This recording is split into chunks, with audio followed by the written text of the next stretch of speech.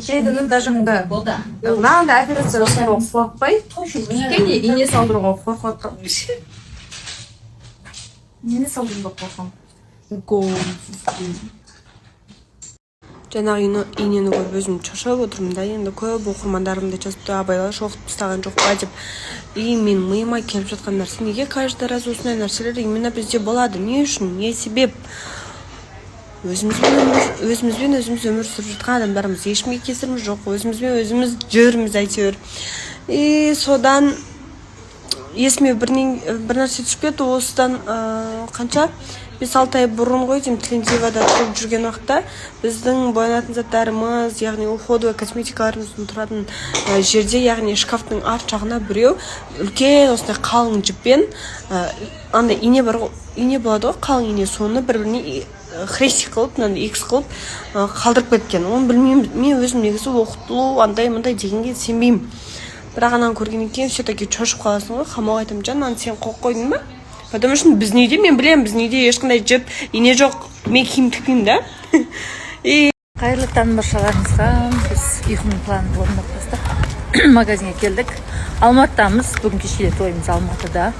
Сима екеуміз жүрміз. Осы кеше Алматыға вечно тойған кезде жаңбыр жауып тұрады. Неге білмеймін ше. Қашан қараса жаңбыр жауады әйтеуір. Сөйтіп күтіп алады бізді. Мен стористерімде бүкіл жаңбыр екен, оказывается.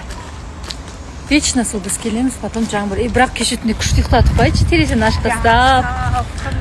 Салқын іші. Мен түнде, майка шортымен ұйықтап қалғам ғой. Терезені ашқам, ауа кіреді сквозняк. Сөйтіп ұйықтап қалғам ғой, үстімде ештеңе жоқ. Түнде тұрсам дірілеп жатырмын, жаурап. Қасына көрпе жатыр. Қатты шаршағам ғой. Көрпені жамылдым, бірақ көрпенің астына жатып біраз денем тоңып қалды. Сол қазір енді сестренкам күтіп отырмыз, келсе бірге шығып өтеміз. Ауа райы күшті болып тұр, прям маған ұнайтын ауа райы болып тұр. Хамо айтады, Құмаш жан, мен Симон дейді. Хамо екеумізден басқа біздің үйде тұратын адам жоқ. Үйімізге енді қаншама адамдар келеді. Біреуінен көре алмайсың, потому что барлығы енді өзіміздің достарымыз, араласатын жақын адамдар болғаннан кейін ойламайсың ғой бізге бір ойбай жамандық тілейді деп. Өтінді білмей жатырмын. Ал бүгін осы біздің диваннан тауып алдық. Диванда бас жағына қаратып, осылай екі ине қадап кеткен екен. Көре алмай жүргендер бетімізге келіп айтыңдаршы, не болып жатыр? Не қыласыңдар, бізді оқытқаннан сендерге не пайда? Что вы хотите от нас дегенде ғой? Түсінбей кеттім.